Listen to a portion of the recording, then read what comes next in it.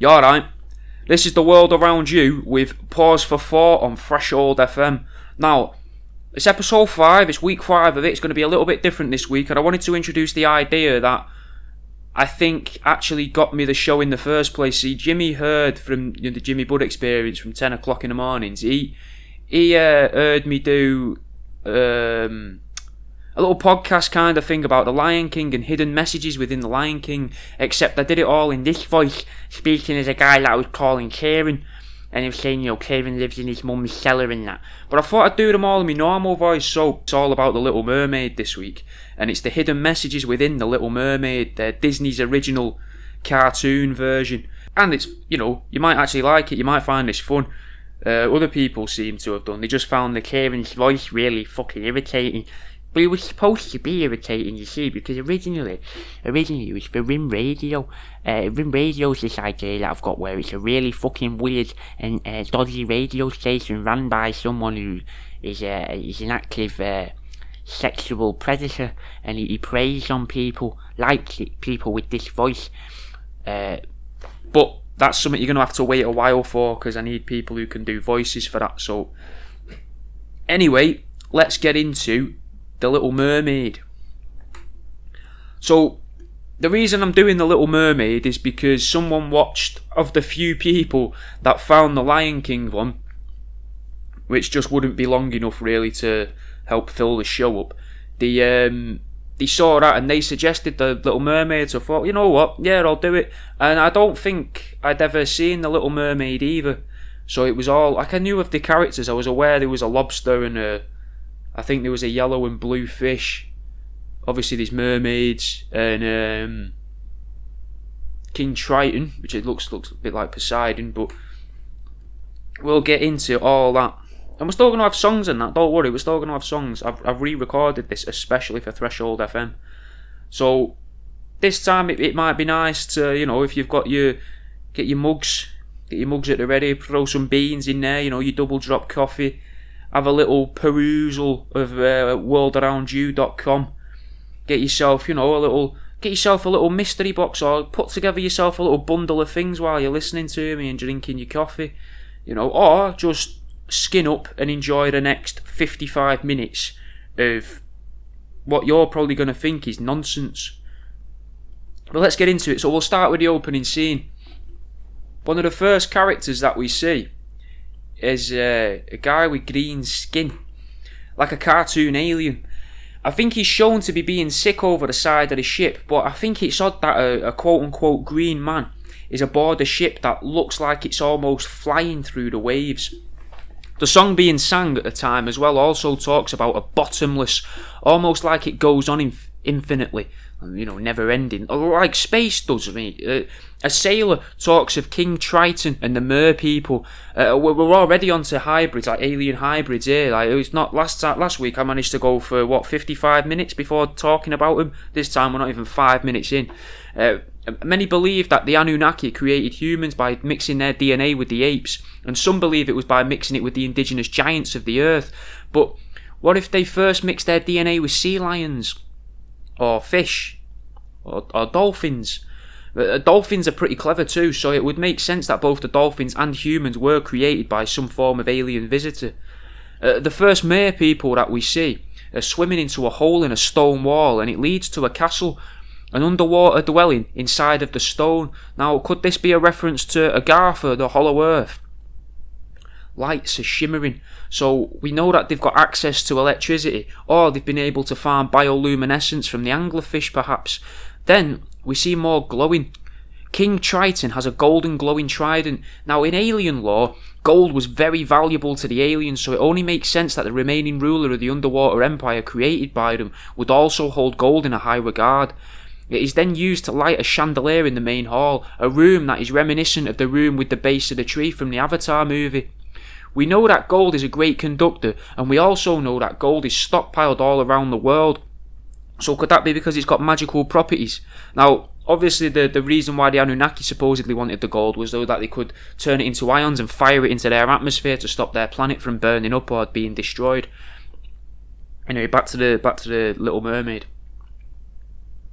King Triton probably the son of the god Poseidon, has 7 daughters, which seems fitting for a godly character to have 7 children that he created. Just like in the Judeo-Christian law, if you like, religions, the Judeo-Christian God created 7 days.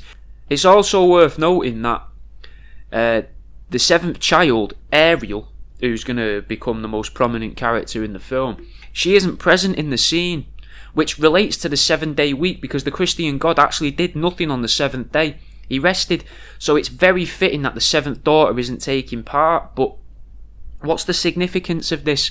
Is it to say, oh, and on the 7th day they rested, the 7th, when you get to the 7th it doesn't matter? Because I know there's beliefs like with the Native Americans, they believe that we've gone through different worlds, like we're on the 3rd world, I think now, going towards the 4th, or we're on the 4th going towards the 5th. So does that mean when you get to the 7th it's over? Is that what the 7-day week is? Is it like that? Is it just, like, I can't remember in the Bible, but on what day do they create man?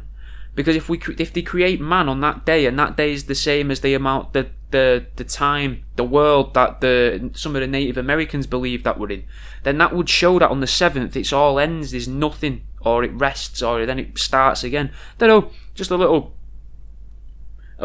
something off the top of my head there. Ariel and her fish friend Flounder are exploring a sunken ship, which can easily be seen as a USO, an unidentified submersible object. They're looking around the ship at technology that they don't recognise: a fork, a tobacco pipe. Could this be an indicator that somebody of inherited power discovered a crashed alien ship and pillaged it for technology? The fork is bent and made from a material they're unfamiliar with, so they'll never use it for its real purpose, just like how without guidance humans wouldn't be able to use alien technology without instruction. Maybe it could be a subtle way of showing how tobacco was introduced to people. Could tobacco be something brought here by aliens? I mean, it kills off humans and probably like dogs and cats and that, whilst also polluting the air. But what if for aliens though, it changes the air around them into something that can help them sustain life? Or perhaps burning tobacco is a method of terraforming the earth so that they can come here more indefinitely in the future. But think about it, imagine if cigarettes were invented so that like an alien species can smoke, just chain smoke, and that turns the air, the heat, the fire of burning the oxygen and the tobacco and everything together creates a chemical reaction which creates a gas that means that alien can still breathe in our atmosphere. It's a bit out there, isn't it? But, you know, fucking wait till we get further in. We're only on page 1 here. Ariel and Flounder are then chased by a shark, a vicious monster that seems to be protecting the crashed ship. But after a bit of a chase, the shark is stopped and seemingly captured by Ariel with an anchor.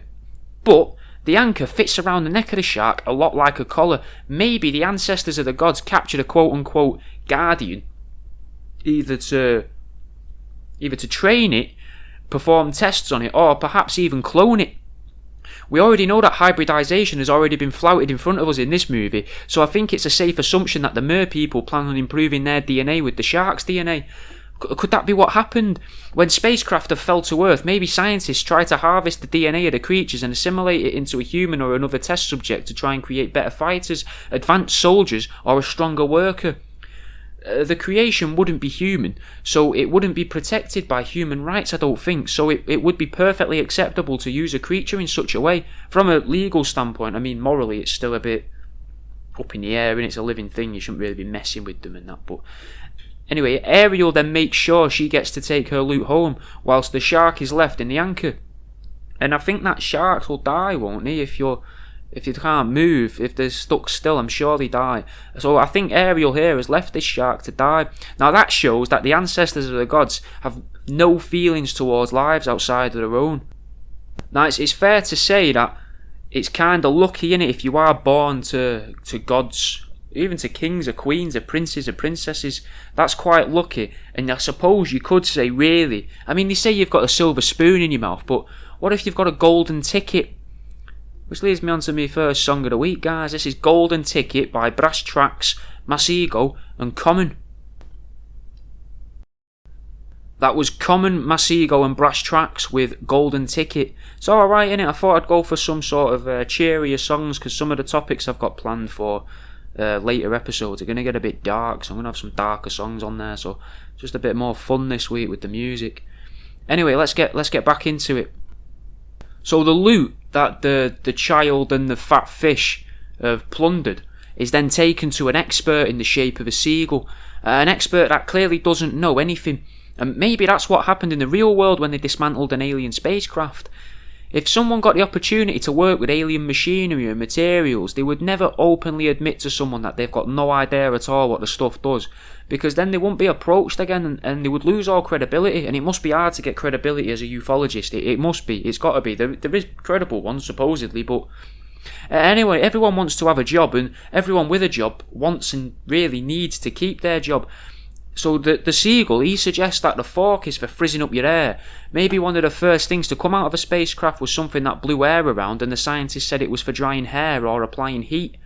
What if the air blower discovered on the downed spacecraft was actually something to change the air particles so that they were useful in some way to the aliens, though? Like, why would aliens have hair? He then suggests that the tobacco pipe is a means of making music, something that humans invented to pass the time when staring at each other became boring. What if by music, the writers of the Little Mermaid actually just mean using technology that creates vibrations or sound waves, kind of like what Michael Tallinger lectures about when he describes possible methods used for lifting huge stones that created the pyramids? Maybe aliens were involved in the creation of the pyramids, but perhaps not directly. Maybe a so-called scientist worked out that an alien contraption could be used to lift things with vibrations. The seagull is kind of hinting that the music made people happier. Almost like it lifted their spirits. In the next scene, we see a couple of eels. Then we see from their point of view, like eel cam, and it looks like you are seeing Ariel and Flounder passing in front of you. Passing in front of you, but passing in front of two separate moons, which then converge into one image. Could the DNA splicing facility be in the moon? After all, we are seeing the fish woman and the fish be blended into one succinct image. Then, the circle encasing Ariel and Flounder, the fish, changes colour, and the voice says, yes. Almost as if something has worked just as they planned it to. And it is really important to remember that the moon does change colour. The moon can be orange, it can be kind of red, it can be kind of yellow, it could be whitish. It's worth remembering that is something spherical that changes colour. But that voice, that yes, comes from an obese octopus that is first shown with a white ring around her too, almost like she is trapped within a sphere. Maybe there is something evil trapped within the moon. She ridicules King Triton for celebrating with music rather than feasting on the lower life forms like the shrimp she devours, claiming that that's what she used to do when she resided there in the palace. What if that palace, though, is actually just Earth, like an allegory, is it? Is it a metaphor? The whole palace itself is just another way of showing the Earth. And the conch shell that she is sitting in at the very beginning of the scene, well, at the beginning of the scene transition, it is the moon. And the moon is really just a prison for something very evil, rather than a DNA splicing facility. I mean, it could be both. I mean, I'm guessing they do experiments in prisons all around the world, so why wouldn't they do experiments on a moon-based prison? But I mean, it seems like it could be a subtle way of showing that whatever is imprisoned within the moon is unable to interact with the Earth, but can still control other beings and have them interact with the Earth on their behalf. Some people believe that there are interdimensional beings that operate in a similar way. Demon-like entities that can't interact with the Earth in any sensual way, but can make things or other people act on their behalf through possessions. Ariel is then told off by Triton and Sebastian for ruining their celebration, like it mattered massively to the king and to the crab. Now, perhaps this is a reference to a ritual that wards away the interdimensional beings by doing the celebration, which would cause a rise in positive emotions and therefore positive energy.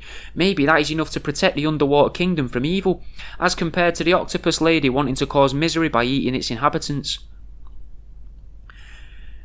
Ariel isn't allowed to go to the surface of the ocean in case she is seen by the humans. Now, this alludes to there being a secret kept from the so-called barbarian humans. The secret in this instance is quite literally the existence of merpeople. King Triton only found out about this because of Flounder talking and telling him all about it. Flounder talks way too much. It is the lesson here simply that you shouldn't tell your parents what it is you're planning to do, and to keep your secrets from your parents about meeting up with quote-unquote seagulls. Maybe the seagull in question, though, could be code for strangers. And we also learn that Ariel is 16, so when she's going out meeting with strange older men, of course the king is annoyed. Well, older seagulls, but still it talks and that, innit? The seagull could still probably try to have it off with her. Perhaps Triton's just worried for his offspring. But so long as the king doesn't find out about children secretly meeting with older inhabitants of the ocean, maybe that's okay. Maybe the secret being alluded to here is a network of paedophiles. Maybe the makers of the film are trying to say, look, the ruling class use their kids and they go off with these older people. Maybe. We don't know, do we? The creative mastermind, Sebastian the Lobster, is then tasked with observing Ariel and stopping her from going to the surface.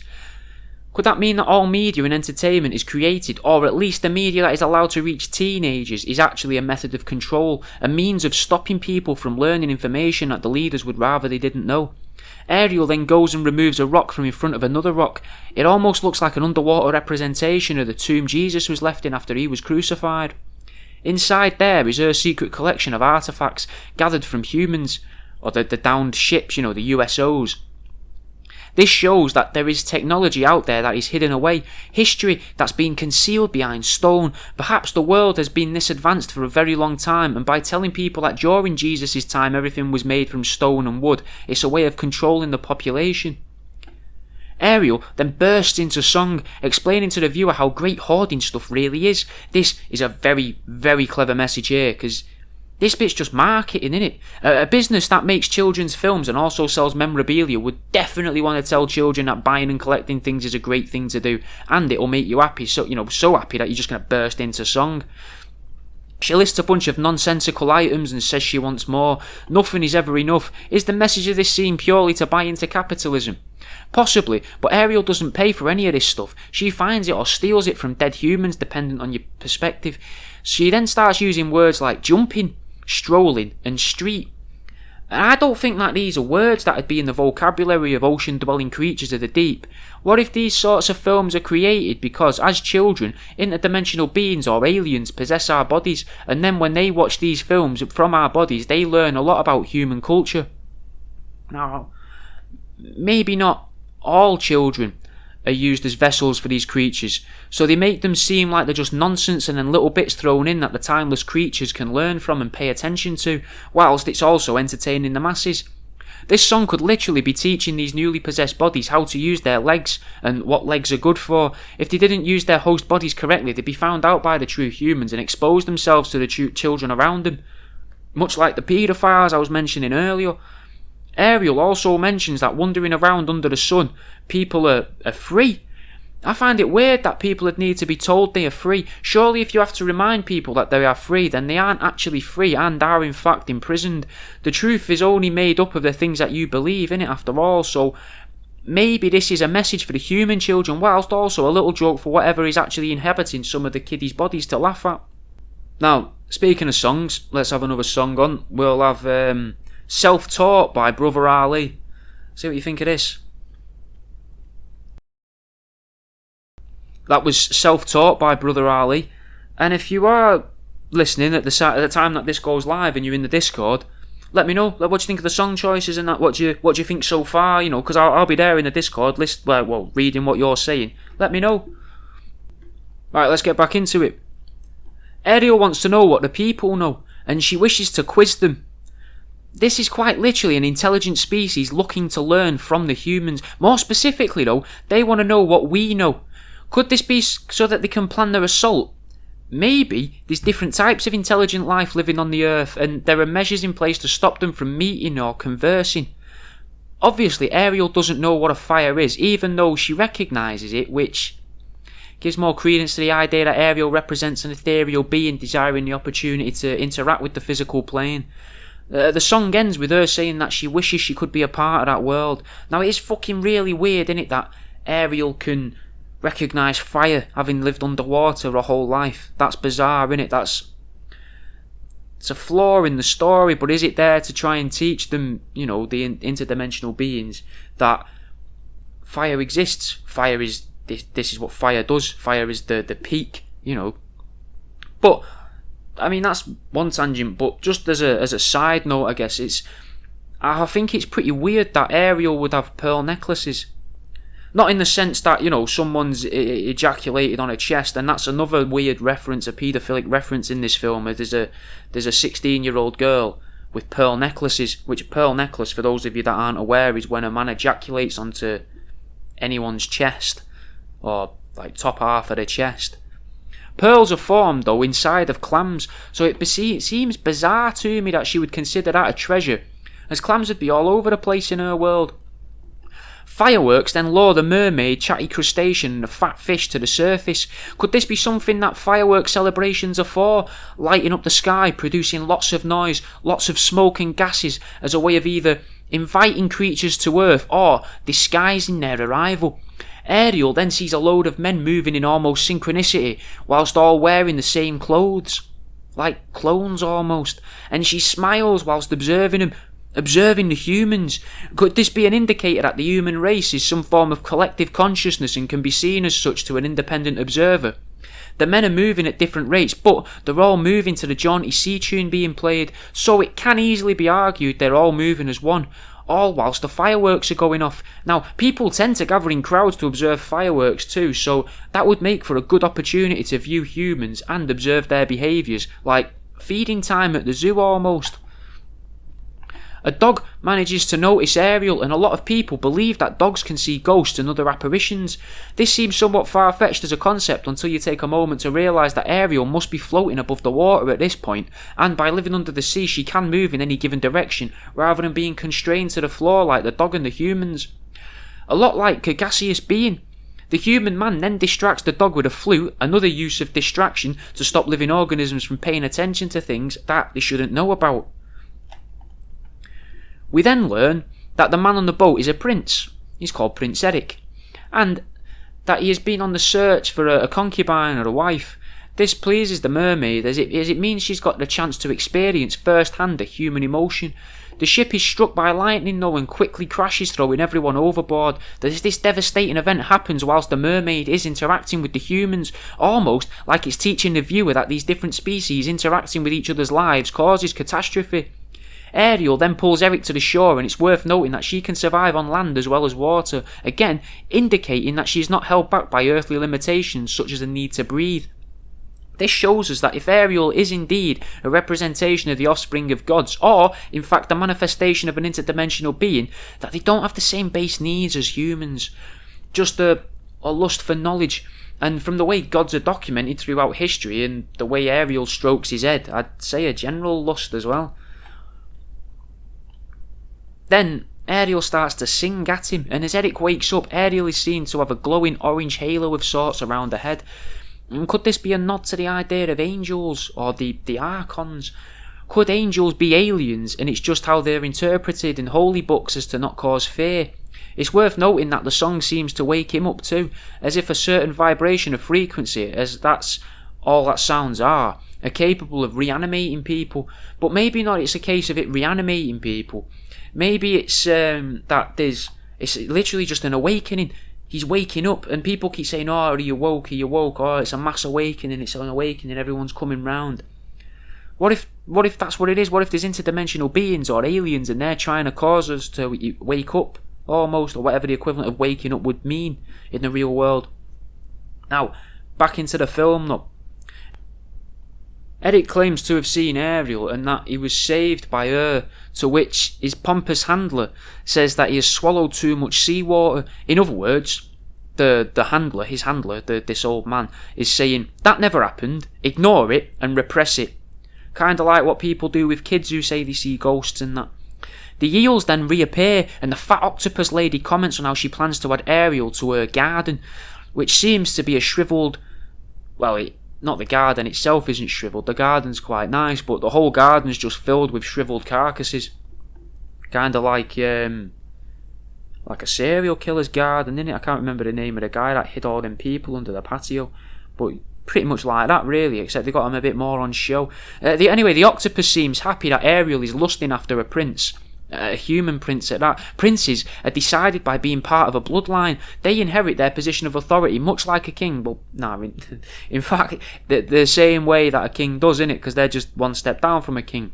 And this would mean that the two kingdoms would become connected if the princess and prince were to get married, which would also mean the mer people would be exposed to the humans. Whilst being potentially good for trading, the mer people would also learn that the way that they've been using the technology, scavenged from the dead people, they've been using that in the wrong way. Were the humans to learn this though, then they could figure out that they're a lot more technologically advanced than the mer people. In this instance, the humans are the aliens and the mer people are real people. I know that gets a bit confusing, but just bear with us. If the aliens found out that we don't have the capacity to work out how to use their machinery and gadgets, they could easily trick us, or they could use our technology against us. For example, they could create something that seems to be for entertainment, but in reality, it's nothing more than a piece of surveillance equipment allowing the humans to learn about the mer people at an increased rate, compared to how fast the mer people could acquire knowledge of the land-dwelling humans. Sebastian sings a song of how the creatures of the sea are enslaved on the surface. They're kept in bowls, or they end up getting eaten. What if this is a way of explaining that humans are enslaved, kept as pets, or simply eaten by the aliens? Then he lists all the fish and creatures saying they are happy playing instruments, happily distracted, ignoring what is happening to their enslaved brethren. Ariel and Flounder then take advantage of how everyone is distracted to be able to further their own ends, and they slip away undetected. Now, remembering what I said before about how creative people, in this scene it's Sebastian, the crabby conductor, are used to manipulate and control the masses, everyone is literally only paying attention to one thing, one activity, and that is allowing Ariel, the princess, the blood relative of the ruler of the oceans, to slip away and do whatever she wants, unchecked, unsupervised, and against the king's orders. I believe that this is teaching either the inhabitants of the child vessels, and actual children as well, to be fair, to not pay attention to what the masses are doing and to use the distraction of life as a cover for personal gain. But at the same time, it's also teaching all the other kids to just go along with the crowd, respectively. After the song ends, Sebastian says someone should nail that girl's fins to the floor. Now, bit of a reach, but what if that's what gravity is? A metaphorical nail to the floor, keeping us where our keepers want us to stay. So gravity could be this thing that's been made and we can't see it. It's not tangible, we can't touch it, but we can feel the effects of it. Like if I drop my arm, it falls, but I can hold it out the way. So does that mean that gravity's not there because I'm choosing to go against gravity, but because we all believe in gravity, it keeps us to the ground? I don't know. Honestly, I'm not too sure. I'm not a scientist.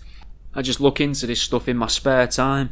And here's another nice little link. You've got this is a song here about Loose Time, and this is Loose Time by XL the Band, Swollen Members, and Alpha Omega. That was Alpha Omega, XL the Band, and Swollen Members with Loose Time. Right, getting back into the film. Ariel gets told off by King Triton for rescuing the human Eric from drowning, almost like there are rules to stop the two species from interacting with one another. Perhaps the interdimensional beings aren't allowed to affect the physical world, however, they might still do it against the gods or their leaders' better judgment. He even says that contact between the human world and the mer world is strictly forbidden, going on to get frustrated saying, "Everybody knows that." Earlier, I mentioned that this seems like a how-to guide of using your new human vessel for the ethereal entities, and it seems more like that now.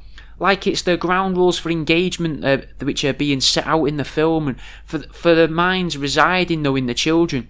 They're being reminded of the rules because they're timeless. They've already heard all this, but they might just need reminding. Triton even admits that all the humans are the same, which gives more credence to the collective consciousness concept from earlier too. Well, seeing as I've said how to, let's have it in the middle of the show rather than forced into the end. You don't want to be forcing anything into the end of anything, do you really? So, how? Well, jumping back into the film. The King of the Sea, after telling off Ariel, what he does then is he makes his trident glow, and it begins to fire laser beams around her lady cave, destroying everything it comes into contact with. It must be very hot on impact because there are a lot of bubbles. Ariel is seen to be too obsessed with the human world and needs to have her ties to it cut in order to keep her as his young mer person, to keep her as the Little Mermaid. The laser beam can destroy metal, paper and stone, so this is clearly technology that will be harnessed by the gods. The wonky ideals appear and begin to tempt Ariel, which seems very similar to the snake in the tale of Adam and Eve, offering the chance to make all of Ariel's dreams come true, saying that the sea witch has great powers. Could this be saying that the ruling classes have knowledge of magic and spells but choose not to use it on purpose? Sebastian literally describes the fat octopus Ursula as a demon or a monster. Many believe that demons tempt humans just for the fun of it, others do it just to gain power. This, coupled with how she was depicted to be trapped within that shell in her first scene, and her talking of how she used to reside in the palace, makes it seem like she wants power. It is teaching children that demons are out there, magic is out there, but it's all to be ignored and forgotten about, not something that children or the uninitiated should deal with. Ursula seems to reside in a cave, an illuminated stone fortress in the shape of an animal's gaping mouth. This is something that is shown in at least a couple of Disney films, almost like they're discussing the idea of what I think is known as sigil magic. I'm not very well informed on such matters, but my limited understanding is that if you assign characteristics to something you believe, and then you fully believe in it, like really invest in it, then that thing becomes that thing. It develops those characteristics. She's found an evil looking place to perform nefarious tasks from, like the base used by the supervillains, the Legion of Doom. Could this have simply been priming people to believe that evil people reside in caves on the outskirts of society? Now it's worth remembering that about 12 years later, the media started to tell everyone that Osama bin Laden was living inside a cave. Maybe this was made believable by using such subtle techniques as this in children's films. Ursula welcomes the mermaid in, saying to come in, as if it's rude to lurk in doorways. It's a bit of a long shot, but what if the stories of vampires come from dealings with ethereal beings, in this film portrayed by the mer people? So the ethereal beings are the mer people, but also the vampires now. I know I've thrown them around a bit. They've been the people, they've been the merfolk, they've been the vampires, they've been ethereal beings, they've been aliens. But anyway, they're trying to show the viewer the new vampire, the vampiric entity that's dwelling inside the hollowed husk of a child, that they need to be invited into homes to be able to use their powers. Just before the door, Ariel is greeted by the shriveled worms that look like they've been drained of life. This is Ursula's garden that I mentioned earlier. What if she never invites those ones in and they get trapped in the doorway, losing their vitality, but never truly dying because they're incapable of death? Forever stuck in the transition between existence and non-existence, or the ethereal plane and the physical plane. After all, a doorway is merely a literal representation of an access point from one place to another. Ursula offers to make Ariel though into a full human. Poor souls with no one else to turn to is how she refers to the mer people that she's tricked. What if the thing being trapped in the moon, or the evil entity that requires negative moods to feed rather than the positive energies, is trying to deplete the numbers of the currently reigning beings? Transforming them from merfolk to humans would limit the breeding opportunities of the merfolk, and considering Ursula seems to be part woman and part octopus, it seems fair to assume she isn't a mer person, so as far as we know, they've all been fish. This implies that there are multiple races of intelligent life forms vying for power. The reigning power in this film, the mer people, the oblivious humans, and the mysterious race of octomums plotting just out of sight. Does this mean that there are aliens, potentially physical aliens, lurking in the darkness of space, just out of reach of the Earth? It also adds to the idea that there is something waiting within the moon. Ursula claims she is able to use magic on the miserable, the lonely and the depressed. There are beliefs of aliens that feed off of negative energy, and the way she talks of being able to use magic makes it seem like it works better, or she becomes stronger because of the collective misery in the air. Could she be a representation of the invisible reptilians that supposedly latch onto people's spines and suck the life energy from them? Is that why she has two snake-like accomplices called Flotsam and Jetsam, the eels? She clearly looks down on these mer people as she labels them as pathetic, then calls them poor unfortunate souls. Could it be that Ursula is more a representation of industry, making money off of the misery of people? The more depressed merfolk, the more magic she performs, the more powerful she becomes. In the real world, the more depressed people there are, the more money is made by the pharmaceutical industry, and that means more powerful people in the way of the owners and the board members of those businesses. She sings about how some of her customers have been unable to pay a price, which sounds like when people say making a deal with the devil. She then keeps their souls as pets in a garden. The deal is that Ariel has to get the kiss of true love from Eric the human within 3 sunsets, and then she can remain a human. The 3-day deal, again, is likened to a Bible story. Jesus returning from the dead. Maybe Jesus had a challenge he had to complete before he could re-enter heaven. Perhaps Jesus was an alien. We already know he was the Son of God, but was birthed by a human woman. Jesus was God in human form, so maybe he had to achieve something in this time, in the 3 days. Well, I mean, we'll never know if he completed it, but I'd hazard a guess at him failing to complete the entire challenge as he managed to return to his realm. But I can't imagine a human thriving in their realm, just like how a mermaid couldn't properly function on dry land. If Ariel fails, however, then she becomes the property of the sea witch. Perhaps this happens to celebrities. They may have been sold their dreams, all of their earthly desires in return for their souls. Maybe this is how the conniving evil aliens plan to overpower the residing protective aliens of whom choose to follow the rules set out that Trident keeps speaking of in regard to not communicating with the humans. Once these real-world dark arts practicing chubby octopuses have had enough pawns in place, they'll make their move on conquering the earth. Perhaps the idea of love and true love is a fallacy, a concept sold to us to make us think that it's the best feeling in the world, the only way to truly achieve fulfillment. Ursula acts like the only 2 options in her life for Ariel are to either know a family or to have a lover.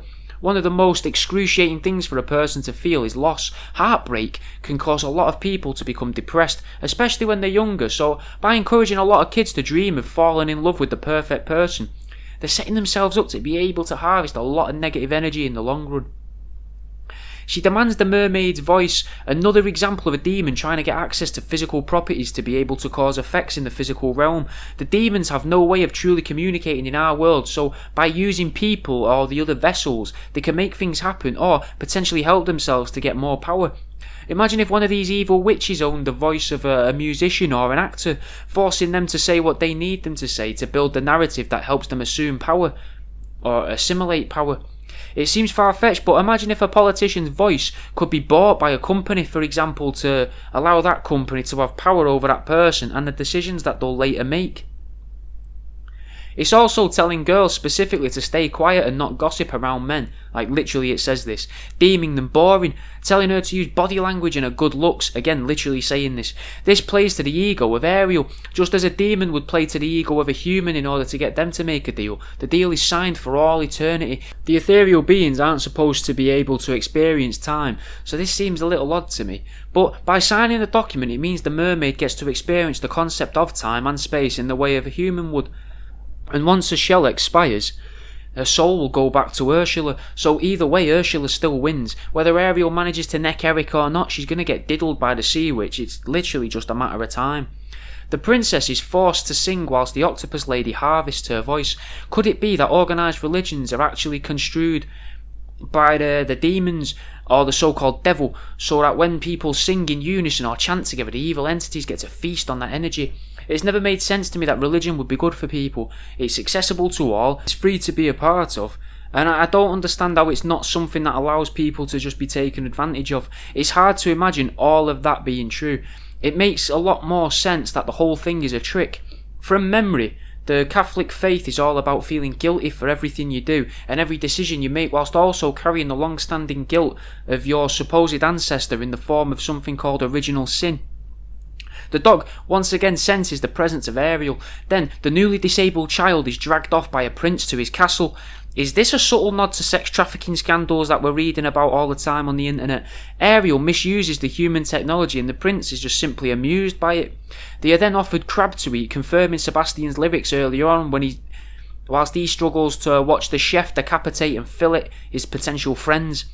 This is another way that the creators of the film display how the true ruling class eat the lesser beings of the planet. It could be metaphorical, saying that the ruling classes are only able to eat because they have the lesser rungs of society working and allowing them to eat, but it's probably not that deep. It is most likely just a delicate way of showing how the powers that be consume the flesh of other beings. The dynamics have now shifted though, and the humans are now the aliens and the fish are the humans. After all, the people of Triton and the fish lived beneath the surface of the water, and if God parted the water when he developed the earth, then by those standards the humans are living in the heavens, making them the gods in regards to the fish, or more likely the aliens. Not many ingredients get mentioned, but salt gets mentioned, and it could be argued that salt is a part of the earth itself. It's just dust of rocks that we rub onto our food, and if you're a cunt you rub it into people's cuts. It's also a potential cause for heart conditions, so could this be a way of the previously mentioned big industries finding a way to teach children to cover their food in salt so that they can reap the financial rewards in the future of heart disease? The chef displays inhuman strength by cleaving the floor in a cupboard in half whilst chasing Sebastian the crab, which could show that the humans in this film are actually the aliens. No regular human could do that. Speaking of which, earlier in the film when Eric said the word lightning, it caused lightning to strike and a hurricane to form, showing that these humans have the potential to control the weather. More specifically, the prince, or the world leaders, have the power to control the weather. Could this be a reference to HARP, the weather manipulation weapon rumoured to exist? Triton asks himself, what have I done? In regards to shunning Ariel.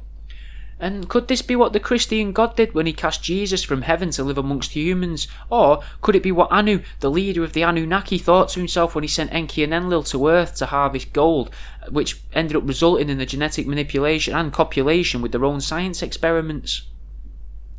The seagull's back, and he tries to help Ariel seduce the man by singing. This is another way the film shows how people are manipulated by music and vibrations to make them act in a certain way, this time to force them to kiss, which could be seen by more adult eyes as forcing people to breed. Sebastian and the marshland creatures begin to manipulate the prince into kissing the newly transformed mermaid mute. He even tells him her name. This shows how ethereal entities are able to influence the world around us. You just have to listen for their words and look for their messages. The song literally says, you have to listen to what the music say. And nearly every song on the radio, like in the real world, not in the film, nearly every song in the radio is about having sex or kissing people. Music must be made by the good ethereal beings to help steer humanity away from the desires of the darker ethereal beings, trying to limit the control they have over the world. The song itself, lyric-wise, is a lot of la la la sounds, and the message to kiss the girl is clear. I feel that way when I listen to a lot of songs on the radio. Certain lyrics seem very clear and crisp on the radio, and other parts you just zone out to. Yet if you listen to these songs on a streaming service or from a CD, that doesn't seem to happen as much. And why is that? Ursula manages to make the eels tip the boat over now, but it's worth remembering that they are merely her puppets being forced to work for her. They're not actually evil, they're just working, they're just at work. Ursula then begins to use music to distract Eric and influence his will, possessing him it seems. Perhaps there are types of music that is made by both evil and friendly entities. That chapter seems to end with Ursula disguised as a human with the shell around her neck that contains Ariel's voice, and transitions into the sun in the next scene. This is at least the second time that a container has transitioned into a celestial object. Perhaps the sun itself is also a prison, or is actually the living organism that feeds the earth, so that it can then harvest the earth. After all, everything on the earth is produced from sunlight in one way or another. Now, what if Ariel and her sea life they're literal emotion? The energy flowing all around the universe, yet to experience that emotion, to see what it actually does, she becomes a human, and that's why her tear drops into the ocean. Maybe I was wrong about the mer people and the fish, as Flounder has shown fear all the way through the film, and towards the end now the fat fish is crying. Maybe they only get the chance to experience emotion as and when it's caused by others, rather than through their own volition. Like, they can't just watch a film and it makes them sadder out. They have to sort of vicariously take on other people's emotions. Is that the word? Ursula's latest puppet talks using Ariel's voice. Now, Ursula is using her pawns to gain control of the sea by using the princess to get leverage over the Sea King. It shows how the animals of Earth come together to defeat the evil Sea Witch. It could be seen that the animals are the true inhabitants of the Earth and mer people live peacefully alongside them. Just as Eric lives with his dog as what appears to be equals, yet the Sea Witch uses animals, the eels, and uses mer people and humans alike. Maybe it's this treachery that will unite the animals, mythical humanoid creatures, and the humans. After all, humans were created by the splicing of naturally occurring ape DNA and the DNA of the alien visitors, so it's fair to assume that the merfolk are just the splicing of fish DNA and alien DNA, meaning that they're also kind of an indigenous species to the Earth, as they were created there and they don't belong anywhere else, just like we don't. I suppose the Sea Witch is also a hybrid, but no other hybrid seems to exist that's half person, half octopus. I mean, it does in ancient scripture, maybe not half octopus, but there's always depictions of half human, half animal creatures, gods. But maybe there's no part of Ursula that's human at all. Maybe Ursula is purely just this other creature, and that's why the animals are all willing to fight together against her. The shell imprisoning the voice of Ariel is shattered and the curse gets lifted. The contract is then made from the same material as the trident of Triton, and it can't be damaged by it. Triton then signs his soul over to Ursula, meaning she now has control of the seas. The entire realm is hers, and she can ignore the rules laid down by whoever made them in the first place in regards to the interactions of the earth and the ethereal. Ursula shows that she is a literal god. It shows that all this race of monsters needs is that little bit of leverage, and they'll be able to achieve their goal. But then the human quickly defeats the octopus using a physical item, the tip of a boat, showing that because of the lack of knowledge of the physical plane, the ethereal beings can always be defeated. The prince bows to the king of the oceans underneath a rainbow, and the rainbow must be significant in one way or another. Perhaps it's a visual representation of the link between worlds. It has been in the past, as far as I'm aware, and I don't know a lot about it, as I've said before, about Norse mythology, but the rainbow seems to play a significant part in that. It seems to me that the whole meaning, though, and story behind the film is how bureaucracy destroys the natural order. I'd maybe even go as far to say bureaucracy and red tape is the very thing that removed the use of magic from the known universe. The use of soul-binding legalities nearly toppled an entire empire in this film. Anyway, that's what I get from The Little Mermaid. And like I said at the start, it's not a film I don't think I've ever watched before. And it was interesting to see what would happen in it. I mean, there wasn't really much action until the end. I wish the fight scene at the end was a bit more visual, a bit more went on in it. But all in all, I don't really think it's a particularly good film. This isn't a reviewing thing, but I wouldn't bother to watch it. I've told you everything that happens in it. And the messages in there are a little bit all over the place. But here's another song. This is Shotty Horror with Wish You Well. You've been listening to The World Around You with Pause for Thought on Threshold FM. I'll see you in a bit.